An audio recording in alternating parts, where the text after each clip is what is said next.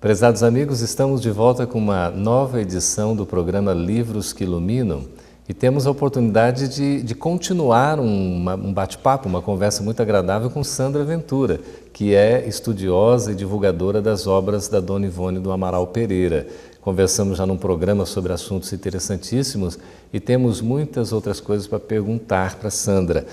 Queremos mostrar aqui a todos os lançamentos que são inéditos da Federação Espírita Brasileira. A FEB Editora está publicando uma série de 4 livros inéditos da Dona Ivone do Amaral Pereira. Aqui temos A Família Espírita, que é exatamente a apresentação de uma família que vive o Evangelho de Jesus à luz da doutrina espírita. Uma família disciplinada, uma família que tem todo um envolvimento moral e que se esforça em vivenciar as virtudes ensinadas no Evangelho de Jesus. E nós temos, além desse livro aqui, que é a Família Espírita, também o outro livro que é o Evangelho aos Simples, e também temos Contos Amigos e as 3 Revelações. A FEB Editora tem a satisfação de oferecer ao público 4 obras inéditas de autoria da médium Ivone do Amaral Pereira, escritas entre os anos de 1964 e 1971, trazem conteúdo notavelmente atual, dedicado à leitura de toda a família. Em A Família Espírita, Evangelho aos Simples e as 3 Revelações, o leitor será apresentado à família Vasconcelos, que vive em harmonia, de acordo com os preceitos da doutrina espírita. Por meio das situações vividas por eles, pais e filhos conseguirão desfrutar de uma leitura que tenderá a florescer um diálogo rico sobre o Evangelho de Cristo.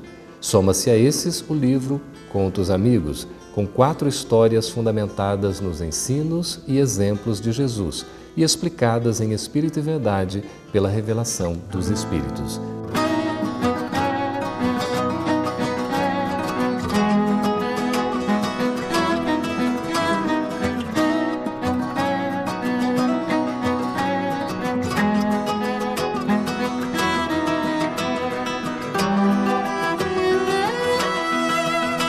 Sandra, mais uma vez é uma satisfação recebê-la aqui nesse ambiente agradável da Biblioteca de Obras Raras da FEB em Brasília. Seja bem-vinda. Muito obrigada. Sandra, esses novos livros que a FEB está lançando realmente despertam o nosso interesse. O que você teria a dizer, pelo menos para a gente ter um conhecimento um pouquinho assim informacional dessas 4 obras? São obras muito bonitas e que foram feitas sob inspiração dos guias e orientadores da médium, Leon Tolstói, Bezerra de Menezes. E Dona Ivone, então, traz esses 4 livros com noções de uma família cristã e com um foco específico na infância e na juventude. Então, são livros que os pais podem ler com os seus filhos para justamente ir passando essas noções do Evangelho, essas noções desse coração misericordioso que é Jesus de Nazaré e que foi belíssimamente, como podemos falar, colocado nas obras de Ivone Pereira como esse grande irmão que ele é de todos nós. Então, é uma família, tem amigos, tem avós, tem árvores, tem bichos, são assim, um ambiente rural, ambiente rural propício para que as crianças possam fazer uma viagem com conhecimento doutrinário evangélico, ou seja, um conhecimento moral. Lembra um pouco, Sandra, da nossa infância, não é? Aqueles momentos assim, os momentos bucólicos, os momentos que a gente tinha, às vezes, de um contato mais com a própria natureza. Isso é tão saudável, não é? E a gente vê nessa simplicidade da narrativa de Ivone uma beleza tão singela, mas tão profunda. E ela consegue trazer com coisas tão simples ensinamentos assim aprofundados para o nosso crescimento espiritual. É o que a gente vê nesses 4 livros. Quando fala, por exemplo, lá no Evangelho aos Simples, das bem-aventuranças, é como se estivesse conversando, assim, dialogando com as crianças e mostrando o significado de cada uma. É outro ponto também de destaque, as 3 revelações que ela vai falando de Moisés, né? Que vai falando de Jesus, até chegar em Kardec. Então, assim, é belíssimo como ela vai destrinchando ali os 10 mandamentos e mostrando que a lei não foi derrogada, né? Não foi revogada, mas que Jesus trouxe justamente aquela síntese, né, maravilhosa e que Kardec agora esclarece ainda mais. Então, é uma obra para adultos, para a juventude e também para a infância. E essa linguagem tão assim acessível da Ivone, você acha que facilita o entendimento? Porque às vezes uma reclamação, talvez um questionamento que o leitor espírita tem. Parece que os textos da literatura espírita são um pouco complexos. E aqui a gente está vendo na literatura de Ivone que não há essa complexidade, muito pelo contrário, é uma simplicidade admirável. É o que chama atenção também na obra de Ivone. Muitos se perguntam se Ivone era professora, e nós devemos informar, para quem não sabe, que ela tinha somente a 4ª série primária. Então, certamente que essa bagagem que ela traz, essa facilidade para a literatura, vem do passado, mas a obra dela é conhecida pela simplicidade e, ao mesmo tempo, pela beleza. Porque é uma obra muito bem feita, muito bem escrita, mas não tem uma linguagem difícil. Agora, muitas vezes também as pessoas são acomodadas e querem textos muito... talvez elementares, mais até elementares, demais. Simples demais e que acabam acrescentando pouco, inclusive em conteúdo de formação linguística. Sim, que o espiritismo também é cultura, não é? A gente desenvolve até um vocabulário, é natural. Eu me lembro que quando eu era assim pré-adolescente, eu fazia as leituras e anotava, porque eu não tinha conhecimento das palavras, e ia anotando, pegava no dicionário e anotava o significado numa folha separada. E depois, lá, 2, 3, 4 páginas seguintes, eu via aquela mesma palavra. Ao invés de recorrer ao dicionário, eu recorria à minha anotação. E indo ali umas 5, 6 vezes, eu acabava memorizando. Foi assim que eu adquiri um pouco de vocabulário. E ainda tem, né, a própria editora já favorece isso, porque tem também o vocabulário no próprio livro. Tem. Né? Nós estamos colocando as notas de rodapé, não é, para facilitar. Exatamente. Olha, Sandra, essa é uma riqueza tão grande das obras que a gente se admira. Como é que Ivone conseguiu produzir tanto? Você ia nos contar no programa anterior um fato curioso e a gente ficou curioso para saber, afinal de contas, qual é essa história. Conte para nós.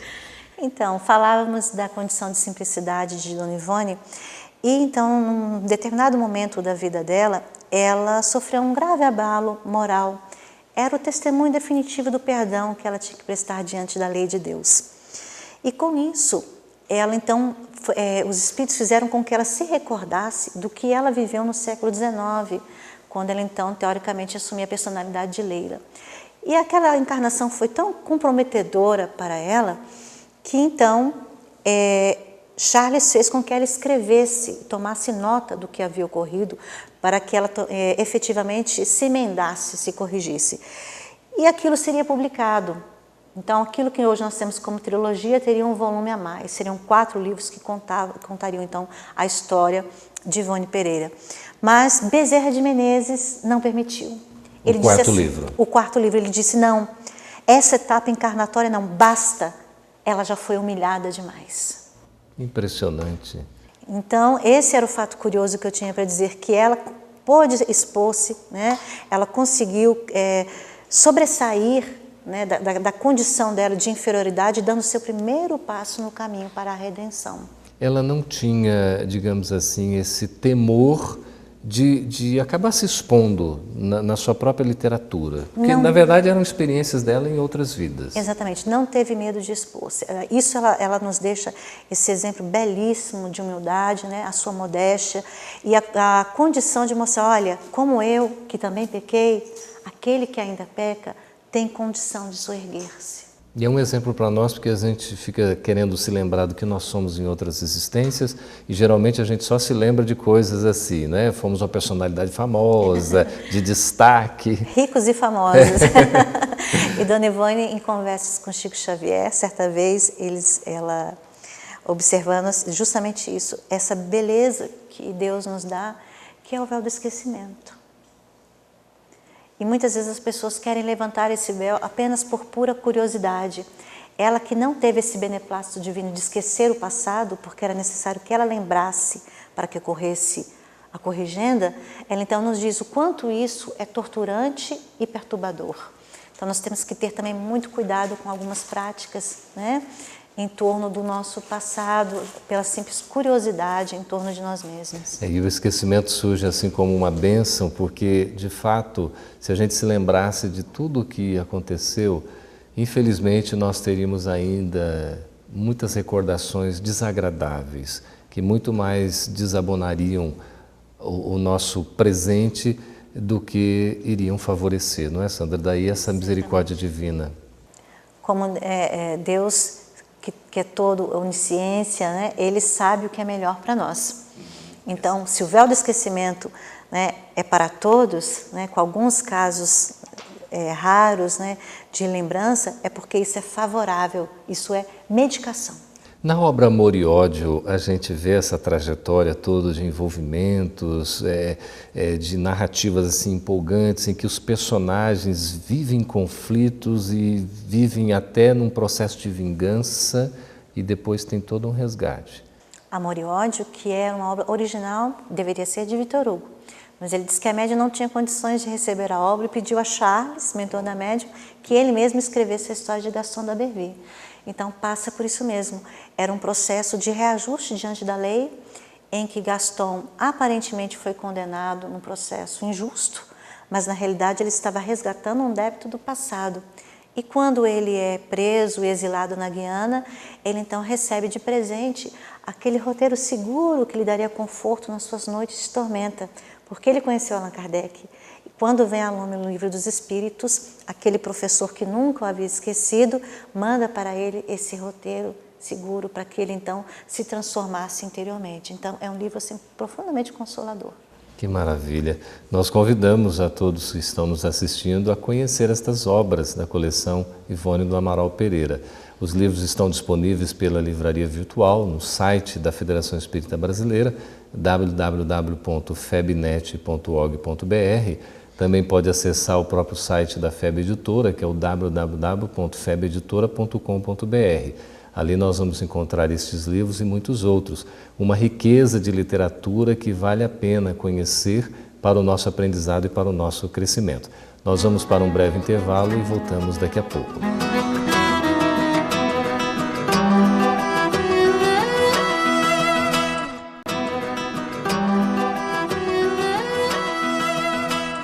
Estamos de volta com o programa Livros que Iluminam, um programa de entrevista que sempre traz um convidado falando de uma obra ou de uma coleção de livros espíritas. E hoje temos a satisfação de estar conversando uma vez mais com Sandra Ventura, que é uma estudiosa e divulgadora das obras da Dona Ivone do Amaral Pereira. Falávamos sobre os lançamentos da FEB, de livros inéditos da Dona Ivone, e devemos, por um dever de consciência, dar aqui os créditos ao nosso querido Afonso Soares, que foi através desse nosso querido irmão que a gente chegou a receber essas obras para fazer a edição pela FEB Editora. Então, a nossa gratidão ao Afonso Soares e à família da Dona Ivone também. Fechamos, Sandra. A gente está conversando aqui sobre a trajetória da Dona Ivone, numa riqueza extraordinária de tantas obras. A fidelidade a Kardec é algo que se destaca na obra da Ivone. É um exemplo para os médiuns atuais? Ah, bastante. É um grande exemplo. Ivone, com essa fidelidade a Kardec, nós podemos perceber que em toda a sua obra, cada capítulo inicia com um trecho ou do Evangelho, ou do Livro dos Espíritos, ou do Livro dos Médiuns. Então ela faz sempre uma referência a Allan Kardec por causa desse amor e desse respeito e do entendimento que sem Kardec não há espiritismo.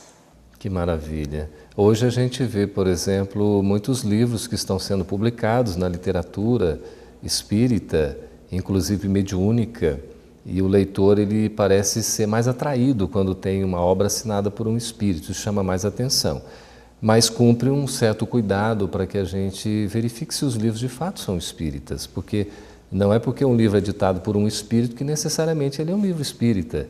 E na obra da Ivone a gente tem todo esse cuidado, não é, Sandra?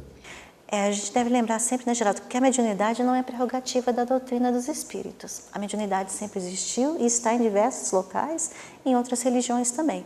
Mas a doutrina espírita, né, a mediunidade com Jesus, dentro da doutrina espírita, ela tem esse cuidado de que nós não devemos ganhar nada, né, daquilo que de graça nós recebemos. E Dona Ivone ressalta 3 pontos fundamentais para se reconhecer uma obra espírita. Ela diz assim: a obra psicográfica deve esclarecer, edificar e consolar, influir para renovar a criatura humana.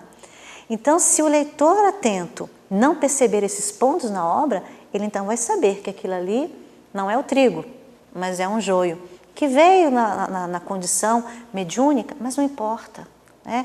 O fato de ser uma obra mediúnica não quer dizer que é uma obra que contribua para a renovação da criatura humana e que esteja de acordo com os preceitos da lei de Deus. A gente vê a conexão assim admirável com a própria obra de Kardec, lá no Evangelho segundo o Espiritismo, quando trata do advento do Espírito da Verdade, que é o capítulo 6, lá no item 5, ele fala exatamente um convite, convocação, espíritas, amai-vos, este o primeiro mandamento, instruí-vos, este o segundo. Então, nessa colocação que você faz, de que ela recomenda que os livros sejam para, como é que é mesmo? Para consolar, edificar, é melhor, esclarecer, edificar e consolar. Exatamente nesse sentido, né? A obra serve para um esclarecimento, ela tem que despertar o interesse da pessoa a coisas superiores, deve tocar o coração, é nesse sentido essa consolação? É nesse sentido, exatamente. Então, a filosofia, né? Nós temos então doutrina, ciência, filosofia e religião. Então, ela esclarece, mas ela dá a oportunidade da criatura se edificar, né? Mas ela consola profundamente, porque há pontos em que o esclarecimento por si só não consegue acolher a criatura. Então, essa parte religiosa da doutrina dos espíritos, né? O Evangelho segundo o Espiritismo, que completa 150 anos, é uma condição belíssima, como também não há doutrina espírita sem Evangelho. Então, esse pé maravilhoso, né? Esclarecer, edificar e consolar. Bezerra de Menezes, lá naquela obra maravilhosa que é o Espírito da Verdade, são espíritos diversos, e o primeiro capítulo é assinado pelo Dr. Bezerra de Menezes, quando ele fala dos problemas do mundo. É uma obra que comenta o livro O Evangelho segundo o Espiritismo. E ele diz assim, fazendo uma referência à expressão de Kardec, orientado pelos Espíritos, que fora da caridade não há salvação. Ele diz assim, fora do Cristo não há solução. Então, o livro espírita, ele precisa, de fato, consolar à luz da doutrina cristã, à luz do Espiritismo. Eu me lembro muito, Geraldo, do que Humberto de Campos fala na introdução do Boa Nova, que ele diz que quando encarnado, conversando com amigos protestantes, eles falavam que o Cristo era a rocha de todos os séculos. Aí ele diz assim, eu sorri e passei. Hoje já não passo e já não mais sorrio, porque hoje eu sei. Então, saber é muito importante. Essa é a condição da fé. Nós apenas não apanhamos o que está de fora, mas nós temos essa certeza, essa condição íntima de compreender os atributos da divindade. E o que é mais bonito na doutrina dos Espíritos é saber que Deus é soberanamente justo e bom. Daí essa fé raciocinada, não é, Sandra? Daí essa fé raciocinada, porque ela também convida o indivíduo a renovar-se constantemente e sempre observando, né, os critérios da lei de Deus. E nesse quesito agora da edificação, conforme você está falando, tem lá no Prolegômenos, que é uma espécie de apresentação do Livro dos Espíritos, exatamente essa informação de que o Espiritismo surge para trazer uma nova era à humanidade. É como se fosse a regeneração social da humanidade. Isso tem tudo a ver com a reforma íntima, não? Isso tem tudo a ver com a reforma íntima e talvez fosse a grande esperança dos espíritos, né? A grande aposta na humanidade. E nos dias de hoje, quando há ainda tanta maldade, né? Tanta dificuldade, nós então podemos ter esse roteiro seguro, né? Como fez o pai da Dona Ivone, que aos 12 anos deu para a filha o Livro dos Espíritos e o Evangelho segundo o Espiritismo. Que maravilha, hein? Que um grande presente. Maravilha mesmo, porque aí tem toda a orientação, né? Ela certamente com a leitura e com o estudo das obras, né, Sandra, pôde se estruturar mais, porque foi toda uma trajetória também assim conturbada, difícil, não é? Foi uma trajetória muito perturbada desde a infância, né? Durante a adolescência, quando ela também sofria grandes dispersões psíquicas daquele espírito que acompanhava, que era Roberto de Canaleiras. Ela ficava muito perturbada, e os próprios conflitos morais e as grandes provas e expiações que ela deveria passar. Então, São Manuel teve essa intuição belíssima de que apenas com 12 anos já dá o roteiro seguro para que a menina se equilibrasse na filosofia, a fé raciocinada com a ciência, mas acima de tudo com o Evangelho. Pois é, nas obras de Dona Ivone, a questão do amor após uma abordagem histórica é tratada de maneira sublime. E a própria médium renunciou essa questão do amor, digamos assim, com referência de uma mulher a um homem na sua última existência. Teve que renunciar, né? Porque na realidade ela não merecia. Então, aquele espírito que sempre amou e a quem ela traiu por 4 vezes, né, em etapas diferentes, ele então o acompanhava desde a infância. Por volta dos 16 ele foi convidado a se afastar, porque ela estava ficando perturbada com essa pressão psíquica que ele exercia, e depois ele volta quando ela já estava com mais de 20. E eles trabalham juntos até 1931. Ele, como espírito, atuava como médico, né, de crianças. Ela era a médium receitista, a médium que realizava um trabalho bonito em torno de doentes, né, junto com o auxílio de Roberto de Canaleiras. Um dia ele diz a ela que se afastaria porque deveria reencarnar, porque ele também foi considerado suicida inconsciente. Então ele se afasta, reencarna, e anos depois ela então recebe um cartão postal vindo da Polônia. Era um cartão postal escrito em Esperanto, a língua de Zamenhof, a língua neutra, e o coração sente algo diferente. E depois eles passam a trocar correspondências. Essas correspondências foram feitas durante 12 anos. E o grande intérprete dessas correspondências foi Afonso Soares, diretor de Esperanto da FEB, porque Ivone conhecia o Esperanto, mas ela não tinha condições de realizar, né, essas traduções. Então, Afonso traduzia do português para o Esperanto e do Esperanto para o português. Durante 12 anos mantiveram correspondência, até um momento em que ele veio ao Brasil para conhecê-la. Ela já estava com mais de 70, ele tinha um pouco mais de 40, mas os espíritos disseram que era ele que retornava, mas que eles não poderiam se conhecer porque não mereciam. Que história impressionante, né? E a gente vê tantas coisas acontecendo, às vezes aquele afã de querer resolver, de ter o contato numa precipitação, e aí a gente vê uma história de amor.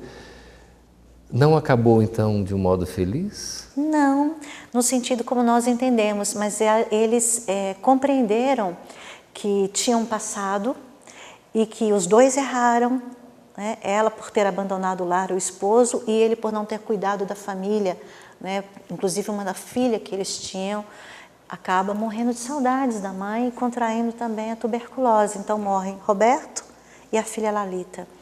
Foi o que levou Leila ao suicídio. Isso está registrado no livro Recordações da Mediunidade.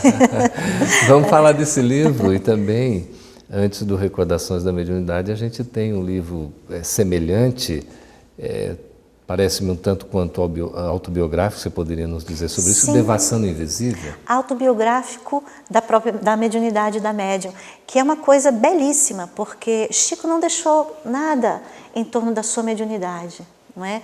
E Ivone, então, inspirada pelos seus guias, eles disseram: escreva, porque isso servirá de auxílio para muitos médiuns. Uma obra semelhante seria de Elizabeth Esperance, que dá detalhamentos da sua mediunidade. Então, vem aí para nós esse belíssimo livro, Devassando o Invisível, que são justamente as experiências da médium em torno da vida espiritual. A obra de Elizabeth Esperance, No País das Sombras. Temos também a obra daquele reverendo Vale de Ouro, que é também. A Revelação. Ele vai contar mais da vida espiritual, né? Sim, sim. Mas do próprio processo mediúnico, né? Com questionamentos a respeito da mediunidade, Elizabeth e Ivone Pereira. Ok, continuaremos conversando com a Sandra daqui a pouquinho, após o nosso intervalo. Fique conosco.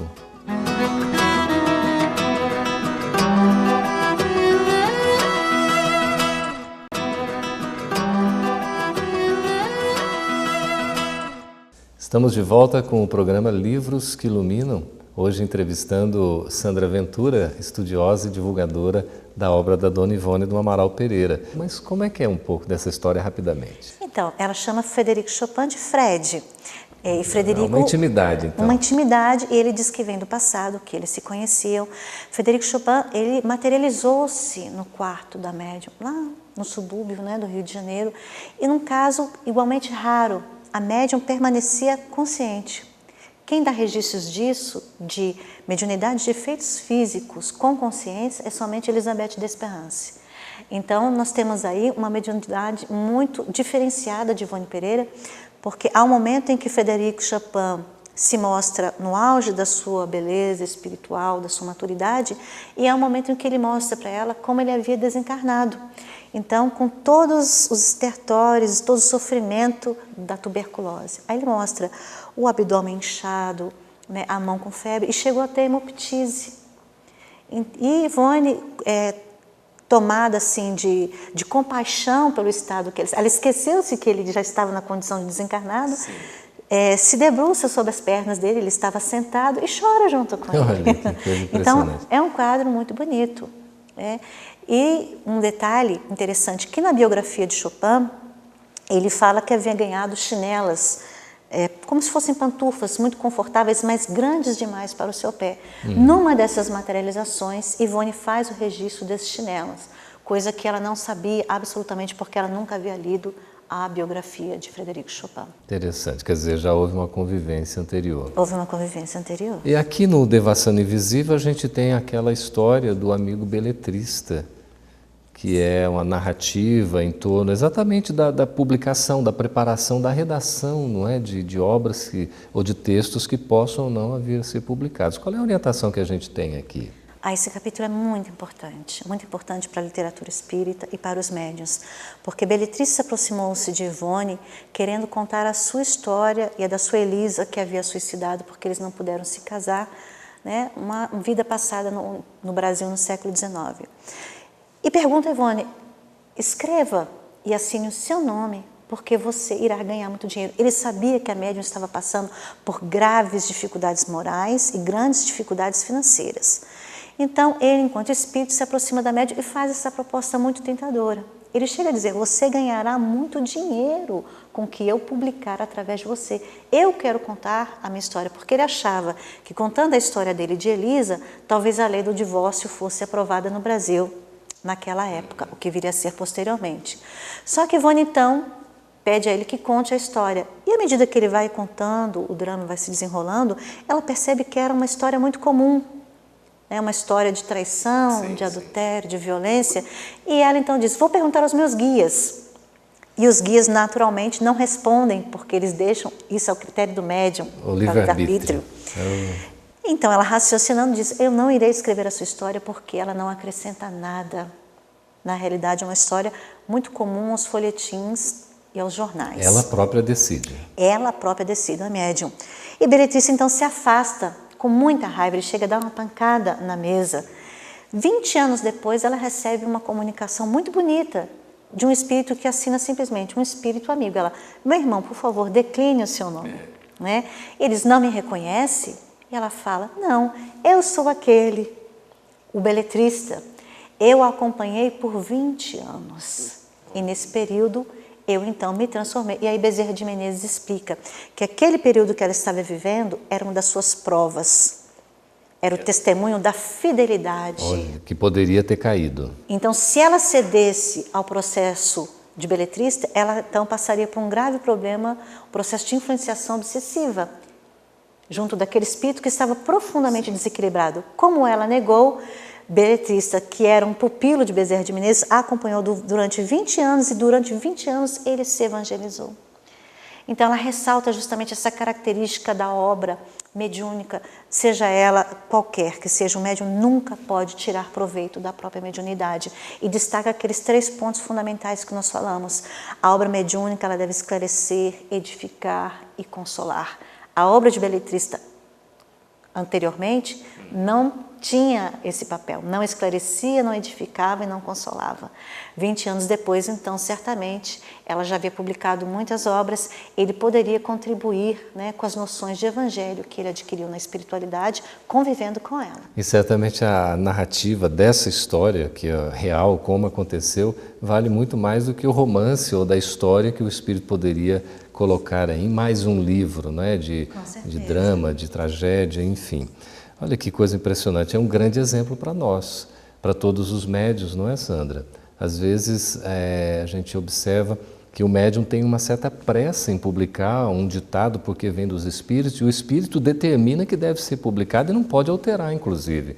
A gente tem visto casos assim, e às vezes o resultado em que determinados livros publicados, né, por algumas editoras, infelizmente não retratam o conteúdo espírita, os princípios espíritas, e tem páginas e páginas que poderiam ser absolutamente dispensadas sem fazer falta alguma. Dona Ivone, nesse mesmo livro tem um capítulo interessante, dando continuidade ao Beletrista, que ela diz assim, a mediunidade, ela veio para ajudar as pessoas, então o médium não pode tirar nenhum proveito, nem só o dinheiro financeiro, mas também poder, status, visibilidade social. E os espíritos que se comunicam são homens e mulheres despidos da carne. Então são pessoas como nós, com as suas vaidades, com seus interesses. O que diferencia justamente é que eles não estão no plano carnal, mas continuam com seus mesmos desejos. E muitos deles querem trazer a sua história, que dependendo do estado do espírito, muitas vezes é para perturbar a sociedade. Não é? Então são espíritos que pertencem a falanges obsessoras e que, se utilizando de médiums, né, desprevenidos e que têm pouco estudo, vão transmitir então conhecimentos, né, ou histórias, relatos equivocados, tanto a respeito da doutrina quanto a respeito até do próprio conteúdo moral.